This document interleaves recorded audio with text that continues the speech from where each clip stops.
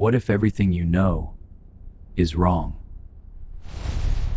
You know, we often think of happiness as this mysterious, fleeting thing, something you either have or you don't.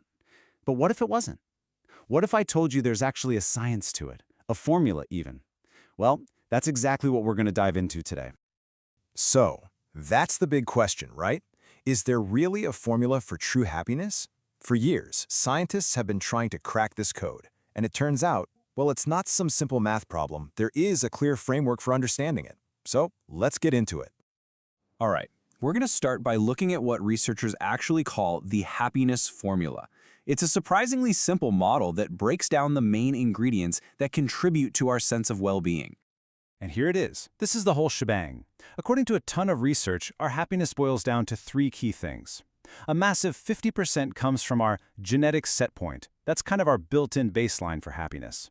Then, only about 10% is tied to our life circumstances, stuff like how much money we make or where we live. And that leaves a huge 40% for intentional activities. And that's the part where we have all the power. Okay, let's tackle the big one first, that genetic set point.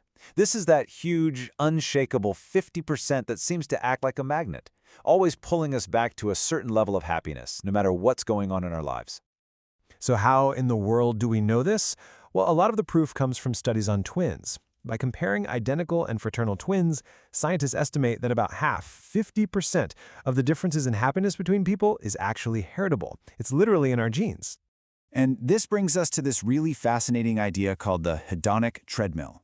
You know exactly what this feels like. You land that dream job, and you're on cloud 9 for a few weeks.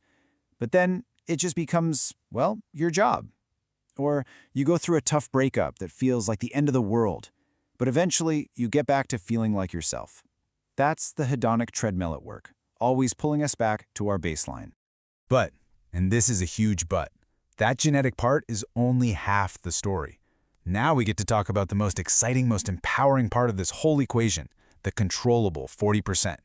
This is where your power lies. 40%.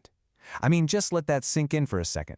That is a massive chunk of your well-being that has nothing to do with your genes or how much money you have. It's all about you.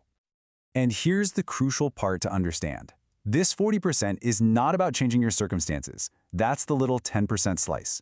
This is all about your intentional thoughts and your behaviors, the small, deliberate choices you get to make every single day. So what do these intentional activities look like? Well, one of the most powerful ones is something scientists call pro-social behavior, or, just giving to others. But there's a secret to unlocking its feel-good power, and it all comes down to social connection. I mean, think about it. You've probably felt this, right? Why does giving to others sometimes feel absolutely amazing, and other times it just feels kind of meh? Well, a really clever study from Harvard decided to figure out exactly why. So in the study, they set up two different situations. In one group, the low social connection one, people just made an anonymous donation. In the other group, the high social connection one, they gave their donation directly to a person who was actually involved with the cause. So, same act of giving, but the social vibe was completely different. And the results? They were incredible. The data showed that giving gave people a way bigger happiness boost when it actually created a social connection. But when the donation was impersonal, get this, giving more money was actually linked to people feeling a little less happy. How wild is that? So the main takeaway here is so clear. Social connection is the secret sauce. It's the ingredient that transforms a good deed into a genuinely good feeling. It's not just about what you give, it's about connecting with people while you do it. Okay, so giving with connection is one seriously powerful tool. But what else can we put in our happiness toolkit? Let's run through a few more proven practices you can use to start working on your 40%. All right, science has given us a pretty solid list here. First, gratitude. This isn't just saying thank you. It's about training your brain to notice the good stuff. Then there are acts of kindness. Even something small creates a real bond.